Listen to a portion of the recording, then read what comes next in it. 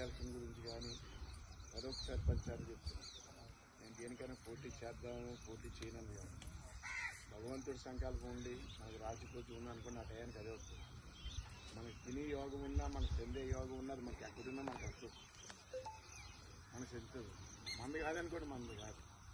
మన గురించి ఏదో ఈ వేళ వచ్చి తాత్కాలికంగా ఇచ్చేది కాదు. ఎప్పుడు దశావతారం ఉన్నాడు. గతంలో పొద్దు తుఫాన్లో కావచ్చు, ఇంకా మిగతా ఓట్లు కావచ్చు, దేనికని నేను అన్నాను. నాకు అవకాశం ఉన్నది, నేను చేసి పెట్టాను, చేస్తాను కూడా. ఈవేళ సరి చేయం కాదు. నేను ఆ వేళ వృతాలంగా ఏదో అబ్బాయిలకి ఏదో ఇవ్వాలరా ముఖపరవనని నేను ఆ రోజు అన్నం జరిగింది. దానికి నేను కట్టుబడి ఉన్నాను. దాని ప్రకారంగా నేను ఇవ్వడం ఏదైనా సందర్భం పెట్టి ఇవ్వాలి కదా. ఉడికిన పెట్టు భోజనం మనం పెట్టామంటే ఏదో సందర్భం అయి ఉండాలి. భోజనం పెట్టాలి, భోజనం పెడితే ఉడికి పెట్టినాడే అది తొక్కే.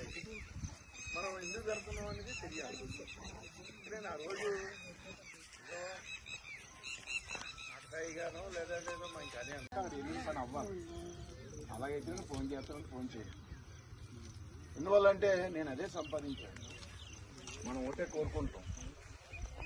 మన కష్టంలో ఉన్నప్పుడు మనం పలకరించినప్పుడు నిజమైన స్నేహితుడు, నిజమైన స్నేహితుడు. మన కష్టం ఒడ్డెక్కాక మన దగ్గరికి వచ్చి నేను నీ గురించి వద్దా అనుకున్నాను కానీ రాలేకపోయినాను కానీ అని అంటే వాడు నిస్వార్థి, నిస్వార్థి కాదు స్వార్థపరుడు.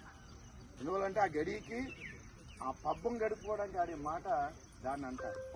నాది ఒకటే కాన్సెప్ట్, ఒకటే ఆశయం. అన్నసంతర్పణ పెట్టినా, ఒక దైవ కార్యక్రమం చేసినా, ఒక దేవాలయం పెట్టినా, ఒక ఎవరికైనా కష్టం ఉంది అబ్బాయి మన నలుగురు గుడిగా 10 రూపాయలు వేసుకుని నీదో 10 రూపాయలు ఇమ్మన్నా నేను రెడీగా ఉంటాను. దానికి నేను ఇచ్చినా, నేను ఇవ్వలేకపోయినా ఎవరో ఒకరి చేత నేను ఇప్పించా పని చేయాలి.